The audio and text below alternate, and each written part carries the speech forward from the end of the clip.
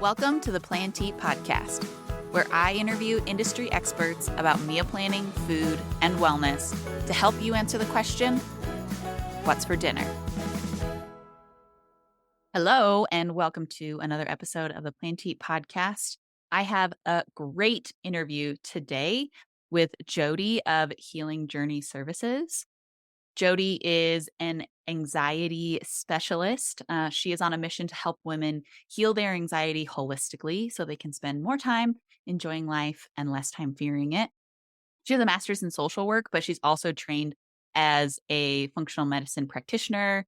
She is a yoga teacher and an elemental breathwork facilitator. She has so much knowledge about the body and the brain and all of the things that are working together in our bodies.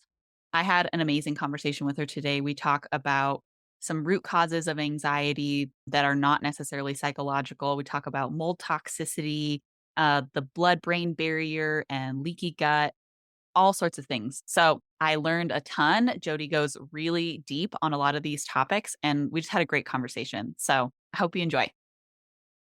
Well, Jodie, thanks so much for joining me on the podcast today. Oh, you're welcome. I'm so happy to be here. Yeah, so let's get started by you just giving a little intro of who you are and what you do for a living. Okay, so I don't really like the word expert, but I specialize in anxiety and helping women to uncover the root causes of anxiety. And I find I take an alternative, I guess you could say, approach to healing because I'm trained as a therapist, but I like to help women uncover more biological imbalances that aren't being picked up necessarily by the medical system, but might actually be at the root of their symptoms. So that's what I really love to do with women is give them the aha moment and then that pathway of here's how you can actually heal. And I came to this from my own pretty intense, I would say, journey with anxiety myself. Wow. Yeah. I think that, I read on your website that you have a amazing, kind of like an amazing story overall Mhm. of dealing with some like different health issues that resulted from travels. Can you tell us that story a little bit? Yeah. So I keep saying I'm going to write a book and then never do, but I feel like it could be book worthy. My journey, the main part of it, I would say, started after living abroad in Tanzania for a year and a half. This was like over 15 years ago. And I picked up some gut issues back then. And naively, I thought, okay, like I'll go back to Canada. The medical system is better there. They'll test me, they'll pick it up, and then they'll give me medication and I'll clear it. And so I didn't really worry about it. I was like, I'll go back home and it'll be fine. Except that's not really what happened. I went back home and did a bunch of stool tests. Nothing showed up. So I got slapped on with a diagnosis of post infectious IBS, meaning I had IBS caused by an infection that was no longer there because they couldn't find anything. And I spent many years with, subclinical gut issues. Everything I ate went right through me. I went to the bathroom like 7 or 8 times a day. But at that point, I really didn't have a lot of anxiety. So I ate whatever I wanted and continued on with life. But the turning point for anxiety for me was when I moved into an apartment that was moldy. And, I didn't know it was moldy. And the irony of the situation was I had left an apartment that had flooded. So I'd lived on, the 12th floor. The guy above me ran a bath, got drunk, passed out, and the water made it all the way to the lobby. And so I had water all through my apartment. It reeked. I called it the rotten grass factory. And I knew that they didn't remediate it properly. They had, someone come in many days later and kind of dry it out, but they didn't replace any of the wood that was wet. They didn't replace the flooring. And so I'm like, if I live here, I'm going to be living in mold. There's no way. So I moved out into a place unbeknownst to me that still had mold. And so it took me many, many years actually to figure out that that's what it was that was causing my symptoms because I don't know how long afterwards that I moved in, but my life really started to deteriorate. So, hot yoga would cause me panic attacks all night long. I stopped being able to exercise and work out. My memory went. I had severe brain fog. I had heart arrhythmias most days. couldn't really eat anything. And so my quality of life just went like down the tube. So at that point, I started seeing naturopaths and I did probably 5 candida diets because that's all they knew really how to support me with. And nothing really worked. I didn't test for SIBO. I tried lower carb diets and ended up almost in the hospital because I reacted so badly. I tried the GAPS diet and got really, really sick on it. And so I was really frustrated on, what actually is happening here because everything that I was doing that was supposed to work was making me sicker. And so I'd read this knowledge and I'd be like, oh, this makes so much sense. Like, what is wrong with me that it's not working for me? And so that's actually when I found functional medicine. And it took me a while to figure out that mold and mast cell and, piral disorder and all these other things were underneath it. But when I found functional medicine, it started to help me have hope that I could figure out what was going on through testing and really get to the bottom of things. And so then I trained in functional medicine and I moved from offering, solely therapy to more of a holistic approach of helping people heal mind and body. So that's kind of my story. I had, so much mold in me initially that the first functional medicine test I ran, it showed up with nothing. I had a worm come out of me.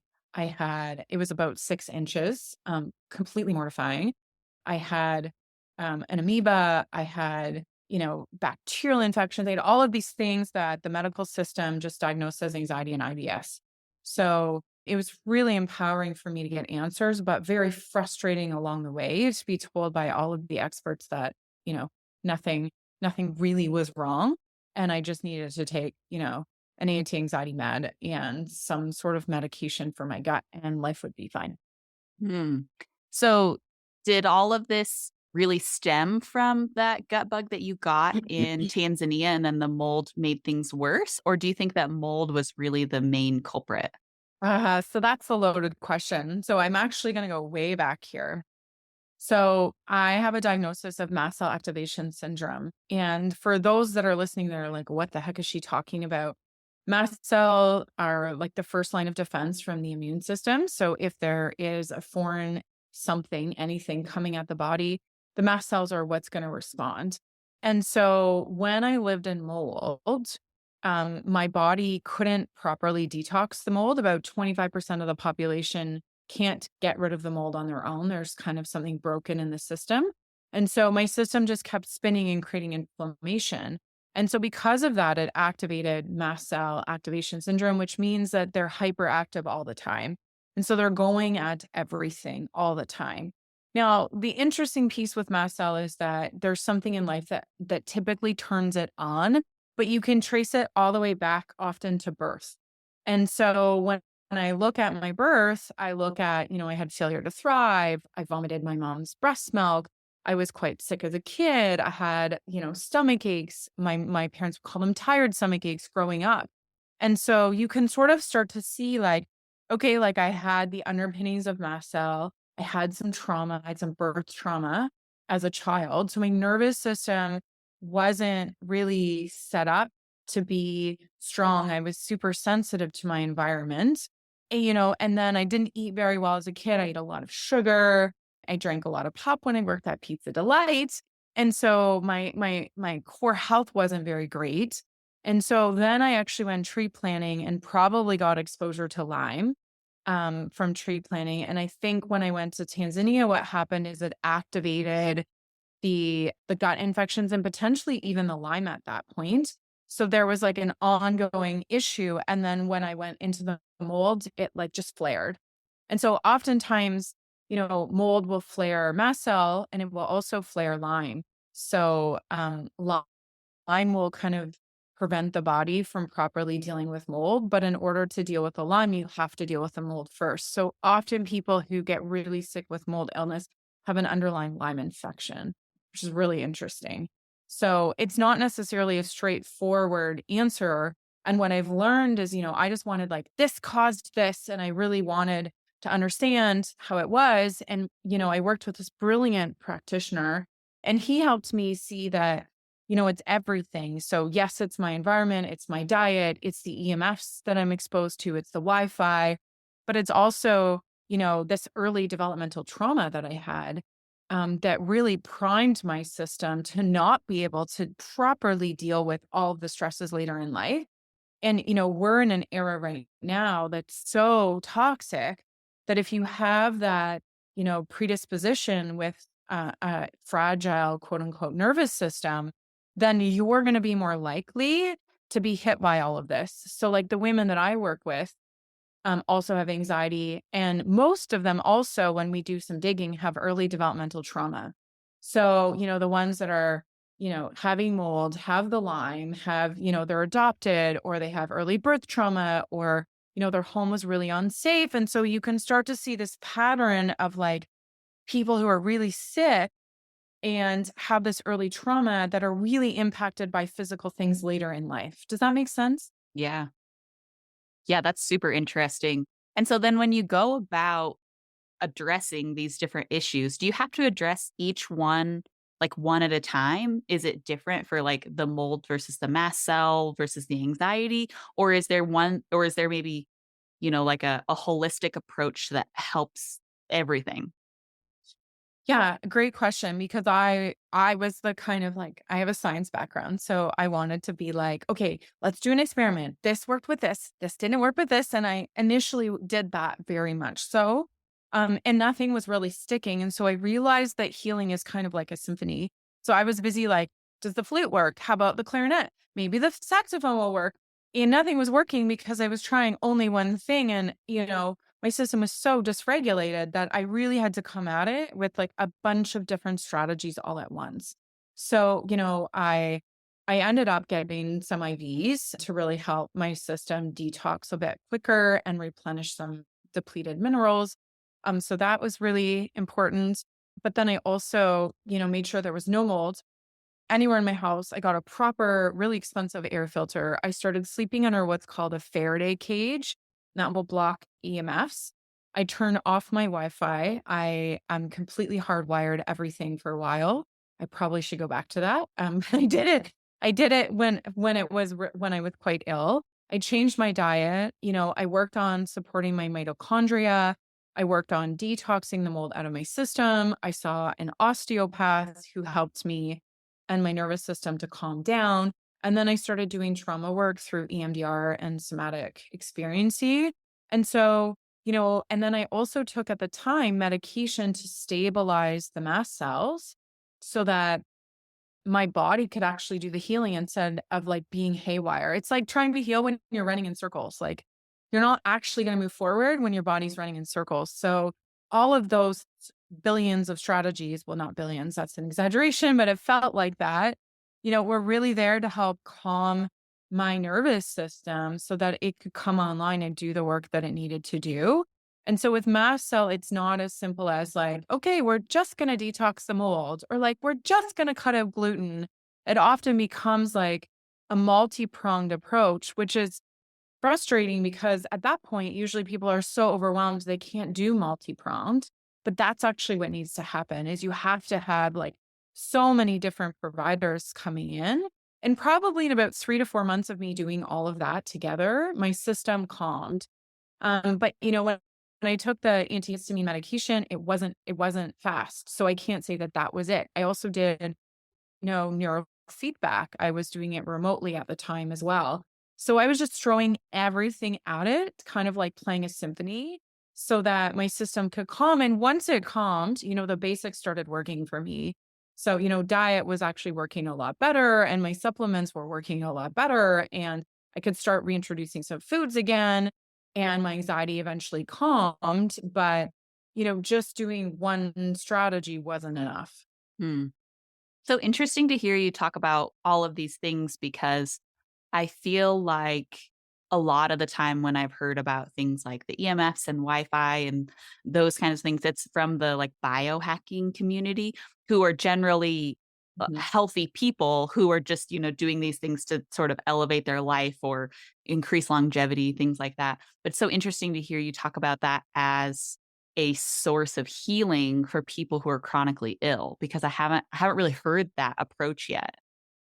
Yeah, and I think people miss it, right? Like, Mhm. people miss those levels. There's, like, multiple levels that you can come in and heal at, and what I was making the mistake of is I was just going in at the physical level being like, "Nope," and part of that is because I didn't wanna acknowledge the trauma, and it felt harder for me to do, so, like, I just wanna take supplements, I just wanna clean up my diet, I just wanna go to bed early, I just wanna focus on all the foundations, and don't get me wrong, those are so important, but the other pieces that feel like they're barely gonna move the needle, maybe they're not majorly gonna move the needle, but if your system is super sensitive, then all of those things are going to matter because we wanna do everything we can to calm the system down. I had somebody come into my house and, like, look at the wiring and look at, how to best, make it safe for my body, and it was really interesting because he turned on the noise on one of his recording devices, and it was basically going like like it was picking up the smart TV below me, it was picking up the Wi-Fi signal, it was picking up the smart car and the keys pinging back and forth. It was picking up my Bluetooth speaker, it was picking up all of these things in the environment. And he looks at me and he goes, that's what your cells hear every single day. And I was like, Mm. all the time. And I was like, whoa. Like, and so it really put it into perspective for me because, if my cells are already spinning in circles because of the mold, because, I have Lyme and Bartonella, because, my nervous system is in a dysautonomia, because all of these different things. And then I add in the like, it's removing that going to make me feel better? Maybe not, but is it actually going to give my cells and my body and my nervous system more space to, like, actually get into a healing state? Absolutely. And so I Mm. think that's where, people get frustrated because they're like, well, I'm sleeping under a Faraday cage or I'm doing all this and it's not doing anything. So they stop the strategy, but they don't realize that that strategy is kind of like, it's not always going to show up in symptoms, but it's actually helping. Does that Mm. make sense? Absolutely. It makes me think of when you go on an airplane and just, like, the airplane noise is so constant that then finally once you get off the airplane, you're like, "Oh, wow, I didn't realize how quiet," like, I didn't realize how loud it was in there and how quiet it is here, like, that must be what your body is feeling internally when you finally shut those things off. Exactly. Exactly.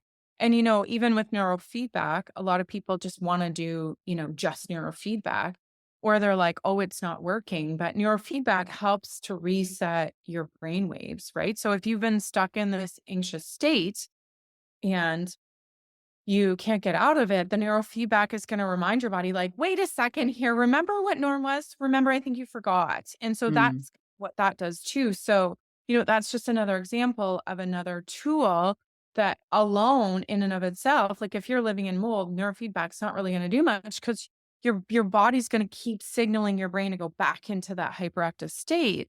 But if you've addressed the mold, and it's not fully working, then the neurofeedback comes in and it has a role to play. So it's like all of these strategies that are out there have roles to play in the healing. It's just a question of when you're doing them and if you're also eliminating the root of why your nervous system was upregulated in the first place. Mm. So I wanna ask a little more basic question related to anxiety. How does somebody know that they have anxiety versus just it's everyday stress?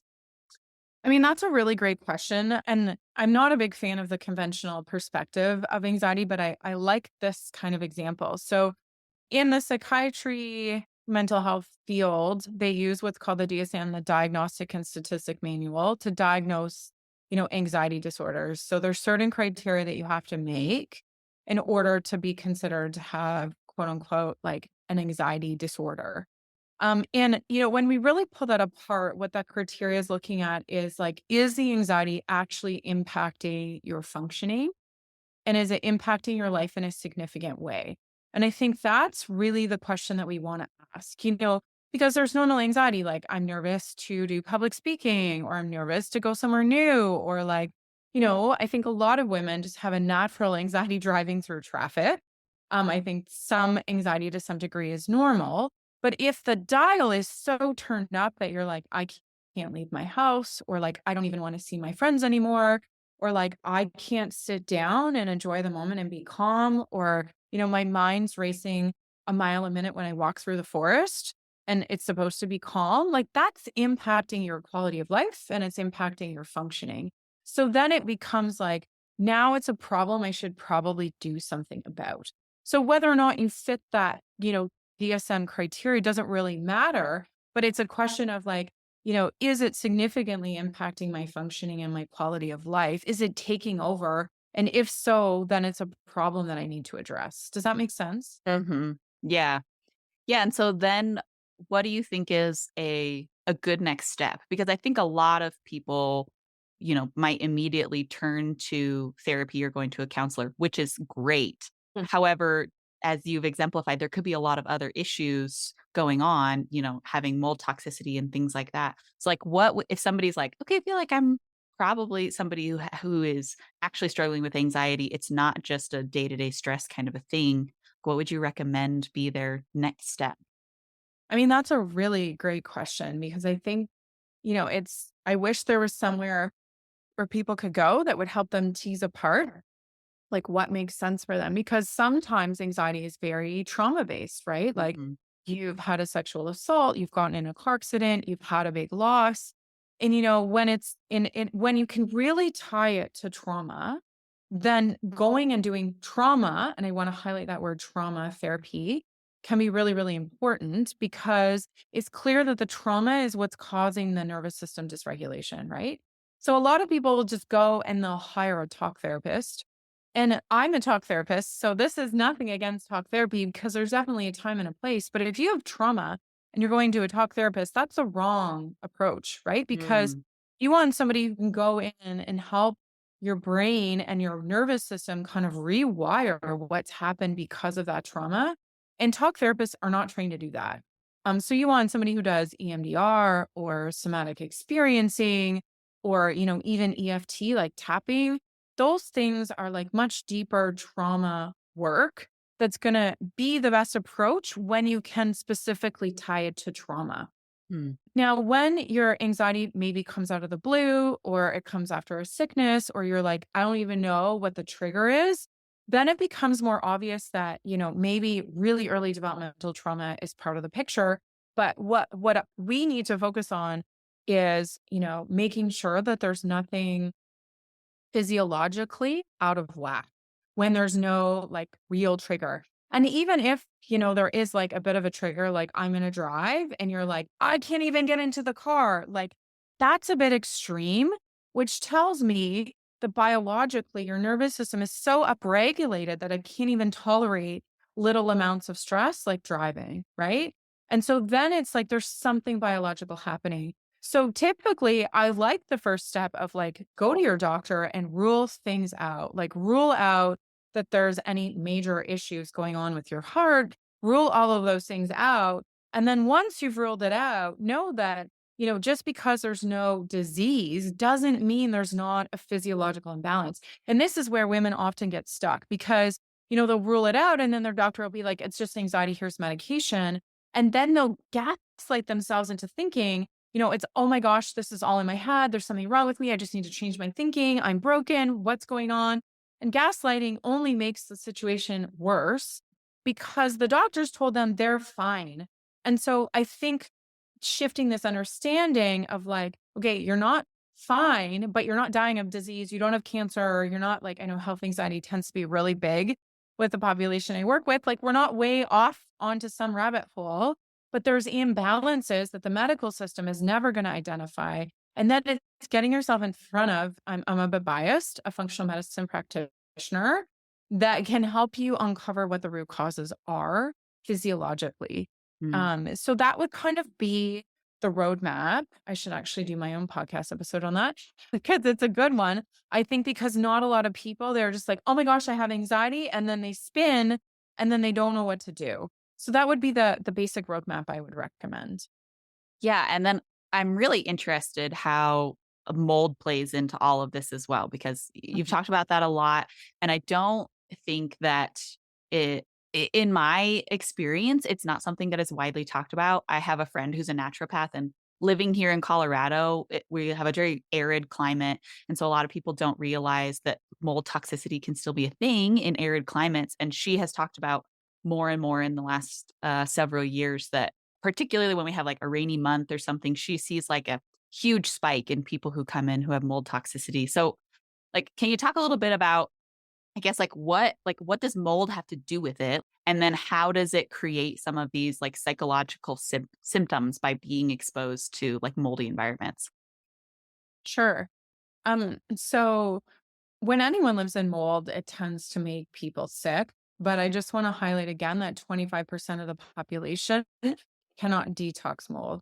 So, I have somebody who works for me that had mold exposure 10 years prior from a theater she was working in and had mold illness 10 years later from Wow. that initial exposure, even though she wasn't having that exposure anymore because the mold spores were on her clothes and she became super sick. So I think that's really important to highlight is that you might be out of the mold. You could have had mold exposure as a kid and still have that kind of mold in your system. So mold is neurotoxic to anybody. It causes, inflammation in the brain. It causes inflammation in the nervous system. And so those mold toxins, if they're not being detoxed, just basically like overflow the system. And I just imagine it like kind of like pressing all these buttons on like toxicity and tingling and dizziness and like weird symptoms. Like one of the symptoms of mold illness is like constant shocks, where you get shocks all the time. Like Mm. it's just symptoms where it's like nothing's really working, like the diet's not working, you feel sick and all your blood tests are coming back normal. Like that's when you want to think about mold because it's kind of undercover, at least in the medical system right now. So it can be toxic in terms of different types of mold toxins that are overflowing in your system. And then it can also kind of colonize in the gut. And then no matter where you go, the mold is with you. So that also happened to me. I had very poor gut health from Tanzania. And so it just took root there. And then it started I was like making mold spores internally because it was growing in my GI tract. So then you get that problem as well. And so mold in and of itself is toxic. But then the second piece of it is for a lot of women, it will create a histamine response. And histamines are something that are released by mast cells as well. So it will create that histamine overload in the body. And histamine is a neurotransmitter. Our brain needs histamine, but in high levels, it becomes very neurotoxic. And so this is where you get a lot of the anxiety and the looping thoughts and like OCD because you have mold and often histamine neurotoxins in the brain affecting neurochemicals, affecting activating different parts of the brain. For me, it activated a lot of earlier trauma loops and made it much worse. So trauma that wasn't even an issue just blew up out of control for me. But it also just caused like sticky thoughts and looping thoughts where I would obsess about like, I haven't done the dishes. So I have to do the dishes before I go to bed, like stupid stuff that like, or, I have to publish this like blog post that has no deadline because I work for myself. And here I am awake at 4 in the morning thinking about a blog post. Like, what? What am I doing? So that's kind of how it works. So it's non-intuitive. And it creates a lot of things that people automatically assume is like OCD or like, I just need to calm down and relax when actually you're overloaded with this toxin and the brain's response to that is what you see as your symptoms. So what's interesting is the pharmaceutical community is currently testing new medicine for anxiety that's anti-inflammatory in nature. And I think it's working. And the reason it's working is because anxiety is a symptom of brain inflammation. And so the question then we have to ask is what is causing the brain inflammation? And in the question that you told me to answer, it's mold. It's not always mold. It can be copper toxicity. It can be, gut infections. It can be a lot of different mineral imbalances and, Lyme infections and things like that that can cause that brain inflammation that can then cause anxiety. So anxiety is just a messenger from the body that's like, hey, something's not right. There's probably inflammation here. Let's figure out what it is. Mm. And so when you talk about molds, I feel like I know about black mold being in people's houses. Is that the only kind that is toxic for people, or is it like the whole gamut? No, black mold is the worst, but it's a whole gamut. So, like when I lived in that apartment, there was water damage from behind my bathroom wall. So I didn't really see major mold. It Mm. wasn't like, my whole wall was filled with mold. There was like a tiny bit in my shower, but I was like, "Psh, whatever. That's like kind of normal mold," I thought. And I didn't realize that that mold's growing behind me would be coming through the walls and basically creating just a moldy house. So you don't necessarily have to see or even smell mold for it to be moldy. And I think that's where a lot of people get stuck because when I first have people in my program and I'm like, you have all the signs of mold illness, you failed this screener that I use called the VCS test. And basically it's an eye test that looks at like how well you see contrast. So it shows different lines and the lines get closer and closer together. And we just want to see if you can see them. And it's not a test of like a lot of people think, oh, I need glasses. It's not a test of that, but you should be able to see contrast quite easily. And if you can't, there are biotoxins inflaming your optic nerve that are preventing you from seeing this contrast. So when people come into my program with signs of anxiety and these, like they fail the VCS test, then I say, I think that there's, mold going on. And the first thing they say is absolutely not. Like I live in a clean house. Like I don't smell mold. I don't see mold. And there's this whole period of denial because everyone just assumes that mold is all about, living in this grungy, dirty basement or this grungy apartment that's had water damage. And, often there is water damage when people go digging, but it's not always obvious. So, like one of my clients, they bought a flipped home and they went and explored their attic after I was like, there's something major happening here. And sure enough, like there was black mold all over the inside of their attic, but they didn't know, they didn't smell it, they didn't see it. I just released an episode of a woman who had two remediators come in. She failed the VCS test. She had two remediators come in. One said there's no problem. And the next one, and we'd actually done a dust test on her house to see, and we knew there was like a lot of mold spores. And the next one came in and they remediated, and the kids were still sick, and she was still sick. And when she moved to a different house, everything got better. So Mm. there's like, it's not always, obvious, but your symptoms and some of the testing we do makes it obvious.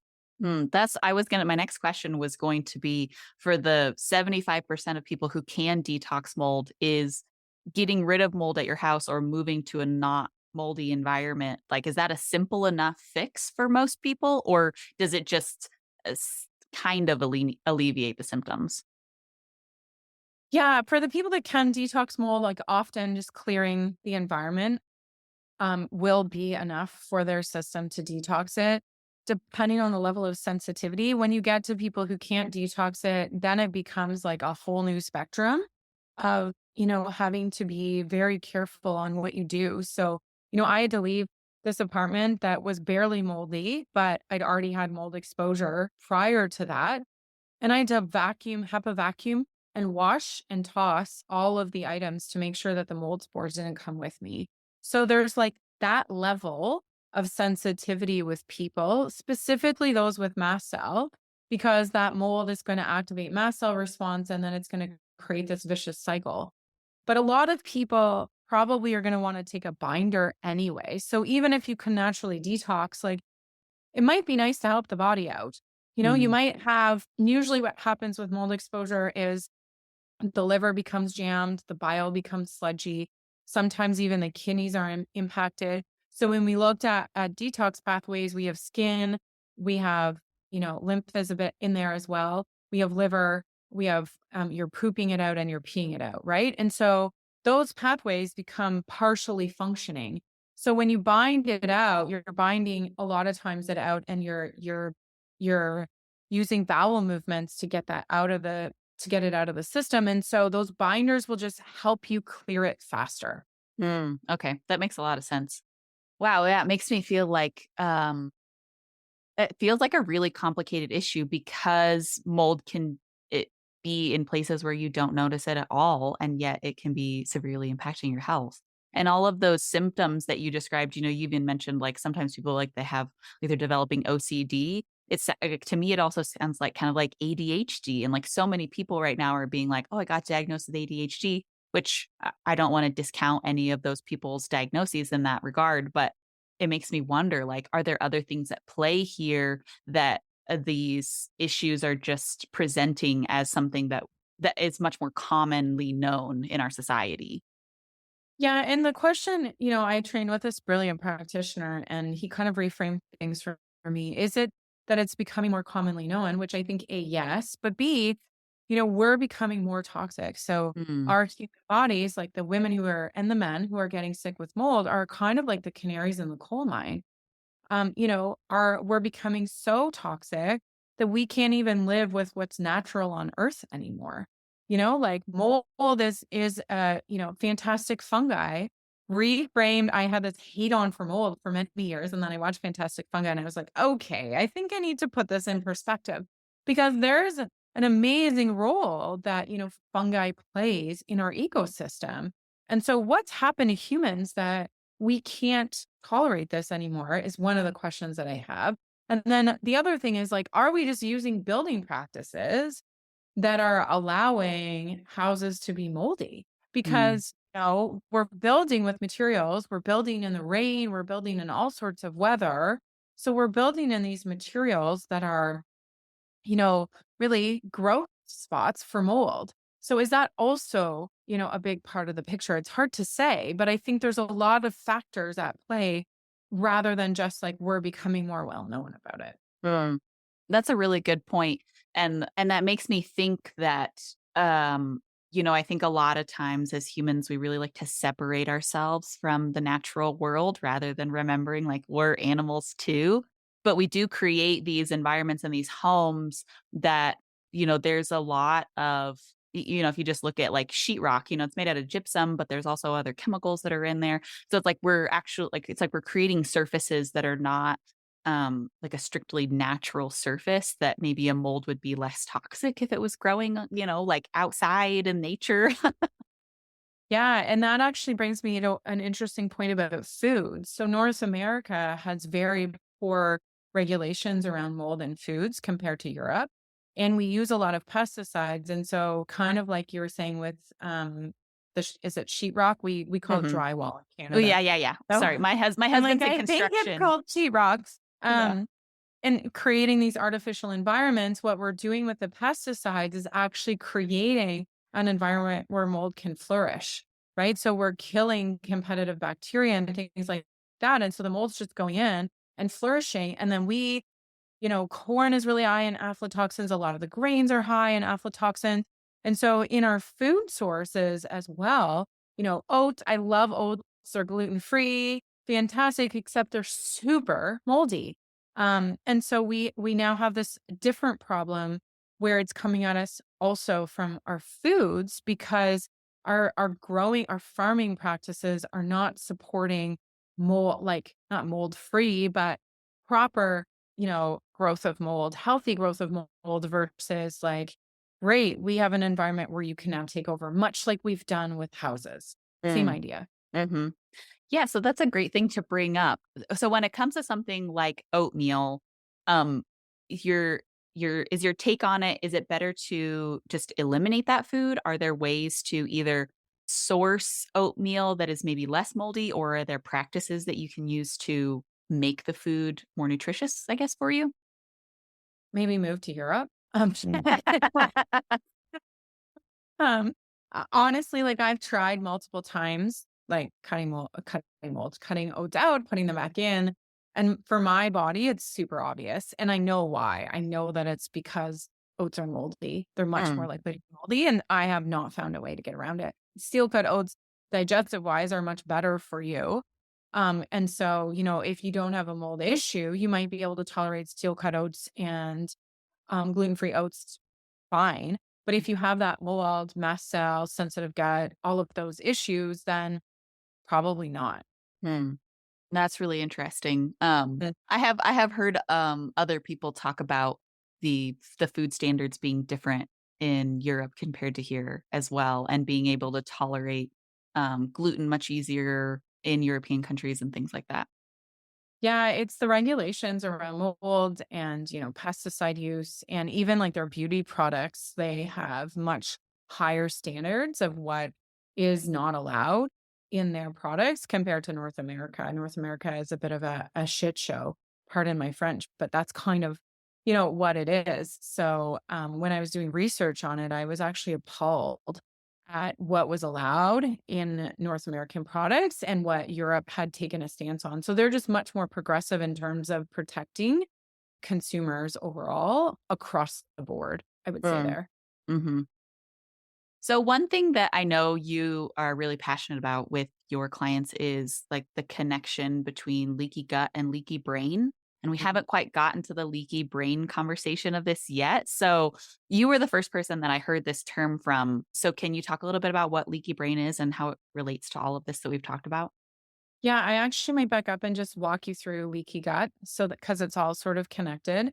So most people by this point are fairly familiar with leaky gut. But if you're new to the natural world, you're probably like, what is she talking about?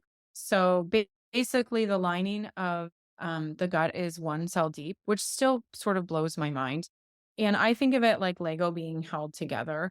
Leaky gut can happen when that Lego is pulled apart, or there's microvilli that are on the cells that help to properly absorb these nutrients through the cells. So I think of that like healthy coral. And so when we have, glyphosate, Roundup, like chemicals, infections, gluten, mold, um, parasites, bacteria, like all the things that create issues in the gut, those things can trigger leaky gut for various different mechanisms. And that can cause, the Lego pieces or the cells to come apart. So then you get chunks of food and bacteria and all sorts of things going into the body that you don't want there. And then the second piece of that is the microvilli become blunted. So they no longer produce proper digestive enzymes. You're not breaking down food properly. You're not absorbing it through the cells properly. So I like to think of that like your gut looks like bleached coral. Mm. Um, and so you have a double problem. You're getting things in your body that you don't want, and you're not absorbing the right nutrients. So, and we know that like a bunch of serotonin is made in the gut as well. So then that activates inflammation in the body. And I think a lot of people think like my body's inflamed, but my brain is safe. So right Mm. away, when I say that, people should be like, oh my gosh, my brain's inflamed, right? Because those inflammatory molecules are going to be like, what the heck are you doing here? Get out of the body and mount a response. And in order to mount a response, any sort of immune response, there's always inflammation. Inflammation is good when it's used properly, right? But if we're have a leaky gut state, then that inflammation becomes chronic because foods and particles are leaking into the body that we don't want. So now we're in a chronic inflammatory state. So it causes a lot of chaos in the body. So the brain also has a barrier, much like the gut, called the blood-brain barrier. And the idea is to keep things out of the brain that we don't want in the brain. So when you have leaky gut, 9 times out of 10, you also have leaky brain. And so then you're getting particles in the brain that you don't want. You're getting chemicals in the brain that you don't want. You're getting infections in the brain that you don't want. And so that's causing a change in, neuron connection. It's causing a change in neurotransmitter production. And then we also know that you're not absorbing nutrients, which is also going to affect how you're able to make things. So the whole thing can cause a lot of inflammation. So there's a test, that I ran when I was in the thick of it called a neural zoomer. And, there was autoimmune issues going on in my neurons. So my body was attacking my neurons. And I could tell, like, I had, all the symptoms of early onset Alzheimer's. And so I knew there was brain inflammation happening. I just didn't know how to fix it. And so you can see, like, everything that's going on in the brain. But really, when we're targeting the brain and healing the brain, we're targeting healing the gut. And that's why I Mm. had to back up with the connection, because if we have a good solid gut, then our body is much calmer. And so it's easier to heal the brain. If you have an autoimmune response in the brain, chances are you probably have some low grade autoimmune response in the body as well. And chances are that's probably related to something related to what's going on in your gut. So it's all very strongly connected. The other piece of it is often like title choline. I always get choline and serine mixed up. Phosphatidylcholine will help as well to rebuild the cells in the mitochondria and with a leaky blood-brain barrier. But like one of the tests for it is GABA. Like if you can take GABA and you feel calm, chances are you have to be low in GABA for this to work, by the way, but chances are that you have a leaky blood-brain barrier because GABA in and of itself as a supplement should not be able to get into your brain. Mm.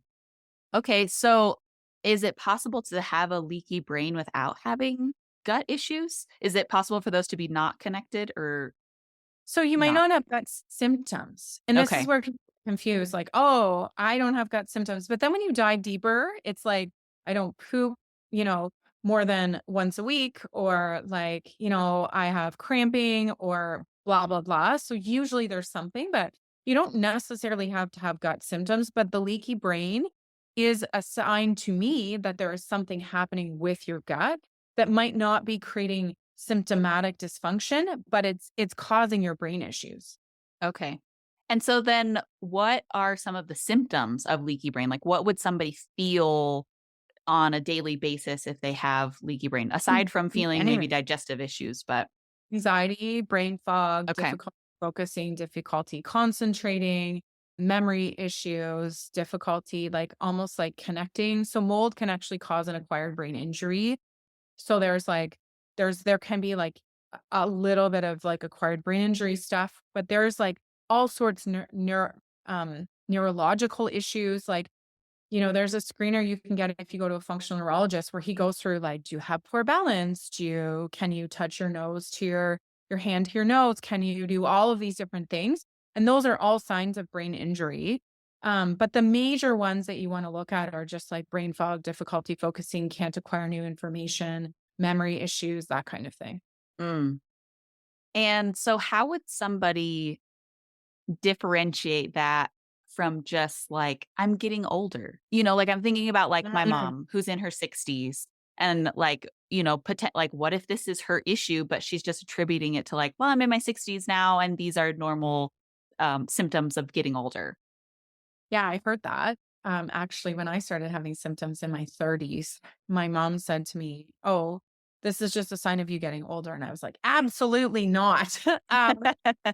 And I mean, I think that is what happens when we get older, right? Sure. Systems aren't stop working properly, toxins build up, oxidative damage happens. We're not protecting the body in the same way. And so, some of that is the result of all of these mechanisms that are happening, but typically they're supposed to happen, later in life. But, Okay. if they're happening younger, then and even at your mom's age, there's probably some oxidative damage. There might be leaky brain happening. There's probably leaky gut happening, depending on what she's eating. If we uncovered all of that, I'm sure we would find lifestyle things that might be leading to that. And, one of the best books I ever read is Why Is My Brain Not Working by Dadis Kharrazian. And he Mm. talks about how, early onset Alzheimer's, like the early symptoms, you can actually reverse them by doing, some of the lifestyle stuff that we've talked about today and other things that we haven't talked about. Um, but once you get to this point where your brain is like so dysregulated, you can't. So there's this window where you can go in and say, oh my gosh, like oxidative damage, blah, blah, blah, blah, blah is happening. Let me really work at helping. And, the medical community doesn't talk about that. They're like, you have Alzheimer's, there's nothing we can do. But there is actually, when you look at functional neurology, a preventative window that you can go in and do some of the things um, to help uncover that. So I don't believe in, it's just aging, especially when you're younger. I think Mm. that it's probably a sign that there's something else going on. And Mhm. let's not normalize that at all.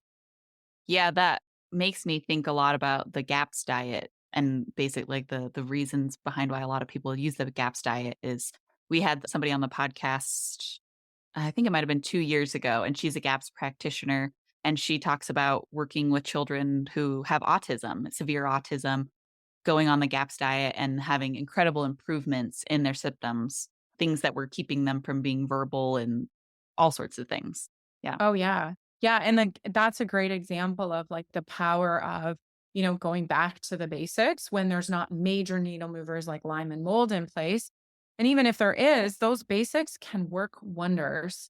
And, it's the pharmaceutical community, the medical community is so pharmaceutical based that there's really they don't look at those kinds of things, but when you dig, that information is there.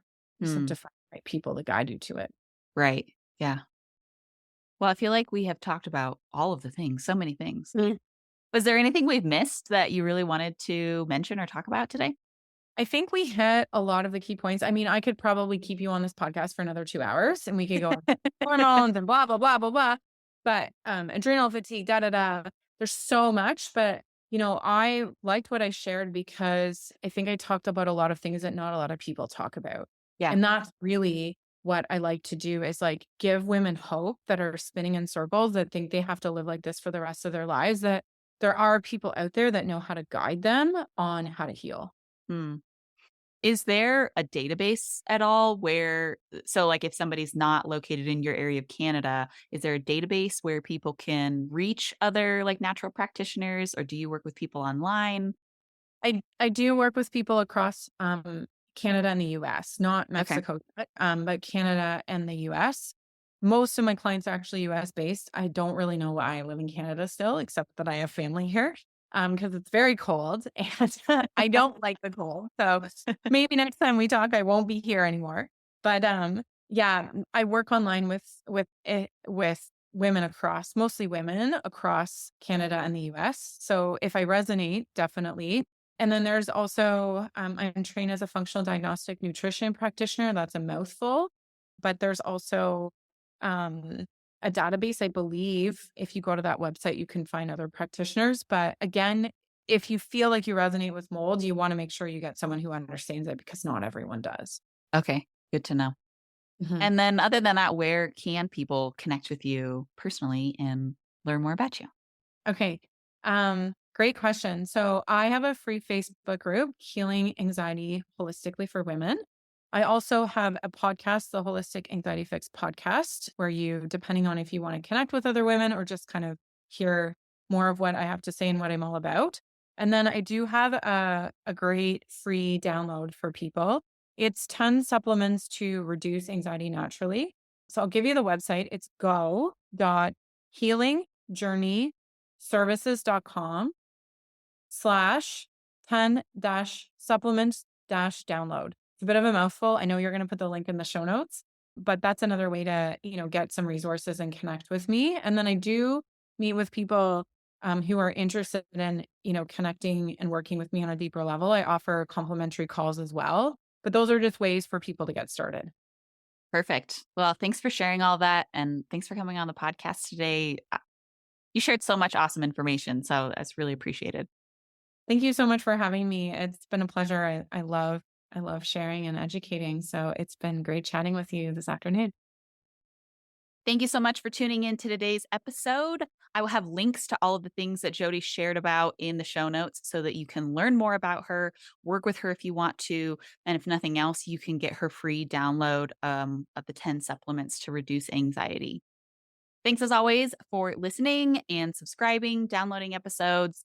If you found this episode really helpful, please share it with somebody else so that they can learn more about Jody and her mission to help improve women's lives. Thanks so much for listening, and I will see you again in 2 weeks.